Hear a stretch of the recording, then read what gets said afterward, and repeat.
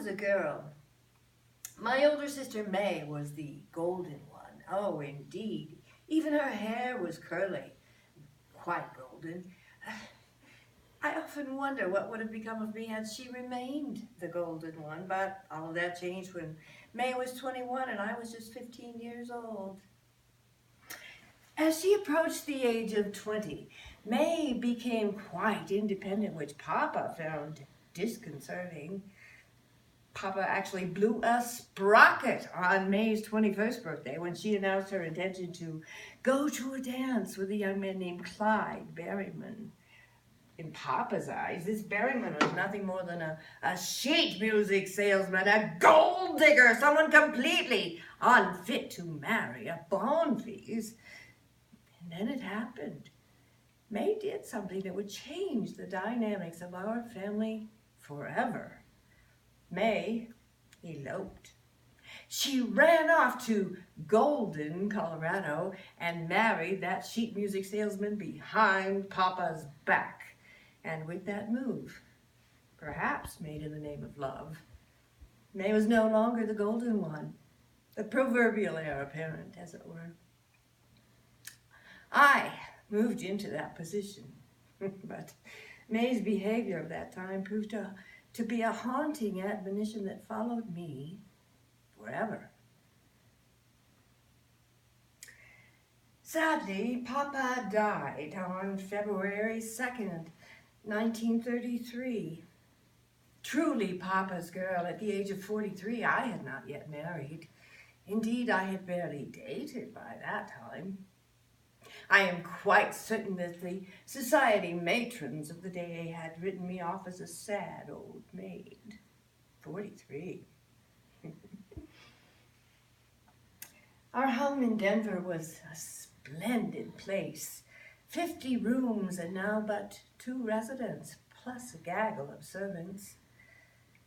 When Papa was in place, our home had seemed filled to the brim.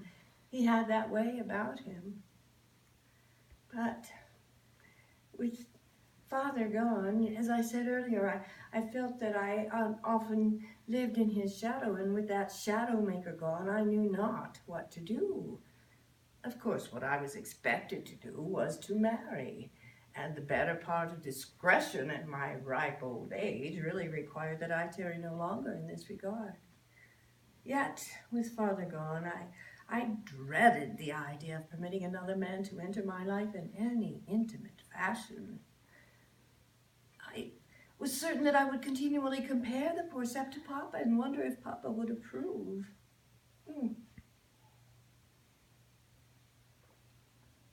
In my mind, Papa and the Denver Post were virtually one and the same thing. The Post actually was one of the largest newspapers in the nation when Papa passed. The offices of the Post were a magical place for me. I just loved the hustle and the bustle and the vibrancy of it all. Suddenly then, I knew what I must do with Papa gone. I went to the Post and I took Papa's office where he had ruled the roost for almost 3 decades.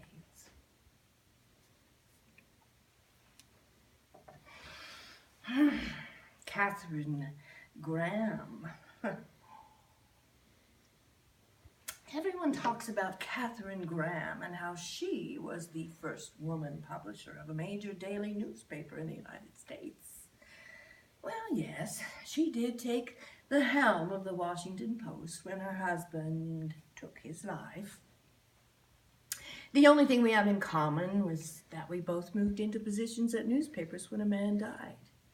But the thing is, I became publisher of one of the largest dailies in this nation, larger than the Washington Post at the time, almost 30 years before Philip Graham broke down nervously and shot himself.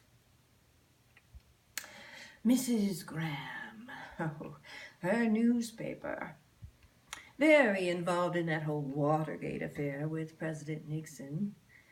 I do believe she was too involved. Had she been more discreet, I doubt that the Attorney General of the United States would have proclaimed Katie Graham's gonna get her tit caught in a big old ringer if that gets published. Well, no one ever made mention of my breasts, let alone the Attorney General of the United States recommending their placement in an appliance. When I took Papa's office at the Post, I elected a different title than his for my role. I made myself secretary of the company, a more appropriate title for a woman who wandered into the workplace in the midst of the Depression. I controlled the whole affair of the newspaper. I was the first woman to truly control a large daily newspaper in this nation, but Catherine Graham will always be listed in that capacity, I dare say. I exercised the discretion I learned earlier in life when I took Papa's office at the Post. But whether secretary or president or chairman of the board, a role I did take later in life, and actually I became president of the company in 1966, but no matter what the title, I always selected a man to front me in the affairs of the newspaper, a man who took his place in the front office, but who did my bidding. The longest serving of these fellows was Donald Sewell. He was around forever.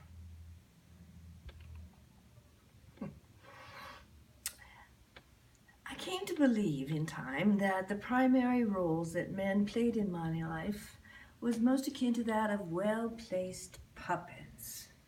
Yes, puppets. Indeed, there were several men turned puppets over the course of my lifetime. But don't imagine that Papa was one such man. Oh, no, it's certainly all true that fathers can be turned into puppets by their daughters, but May was certainly not successful at turning Papa into a puppet, and I had no intention of doing so. When May eloped with that sheet music salesman, the shine was all gone in Papa's eyes, just all gone. And what relationship I did have with my sister May all but evaporated when when Mother left us. And that was but a couple of years after Papa passed. That day that Mother left us, I cannot even yet scribble that vision out of my mind. I still see Mother all crumpled up. We had a lovely circular staircase in our home. Mother was coming down that lovely staircase one morning, as she and I did every morning. But Mother had a horrible coronary attack, and she tumbled over and over, and she landed at the foot of the stairs, and Mother was dead. I honored Mother in 1943 by establishing the Bonfils Memorial Blood Bank, which has continued to serve the public for 75 years. In her last will and testament, Mother awarded to me all of her shares of the Denver Post, thus giving me complete controlling interest in the newspaper at the expense of my sister May. But I had not run off. I did not elope with a sheet music salesman, no. I stayed loyal to Papa. I was Papa's girl.